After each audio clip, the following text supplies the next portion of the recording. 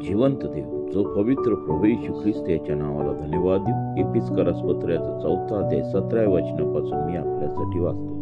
जुना जीवितक्रम व नवा जीवितक्रम म्हणून मी हे म्हणतो व प्रभूमध्ये निश्चित अर्थाने सांगतो की परराष्ट्रीय भ्रष्ट मनाने चालत आहे त्याप्रमाणे तुम्ही यापुढे चालू नये. त्याची बुद्धी अंधकारमय झाली आहे. त्यांच्या अंतःकरणातील कठीणपणामुळे त्यांच्यात अज्ञान उत्पन्न होऊन ते देवाच्या जीवनाला पारखे झालेले आहेत. ते कोडगे झाल्यामुळे त्यांनी हावरेपणाने सर्व प्रकारची अशुद्धता करण्यासाठी स्वतःला कामातुरपणास वाहून घेतले आहे.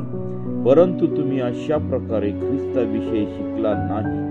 तुम्ही तर त्याचेच ऐकले असेल व येशूच्या ठायी जे सत्य आहे त्याप्रमाणे तुम्हाला त्यांच्या मध्ये शिक्षण मिळाले असेल.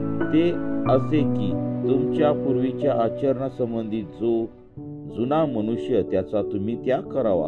तो कपटाच्या वासनांनी युक्त असून त्याचा नाश होत आहे आणि तुम्ही आपल्या मनोवृत्तीत नवे केले जावे आणि सत्यापासून निर्माण होणारे नीतिमत्व व पवित्रता यांनी युक्त असा देव सदृश्य निर्माण केलेला नवा मनुष्य धारण करावा. वाचलेले वचन देव बाप आशीर्वादित करो.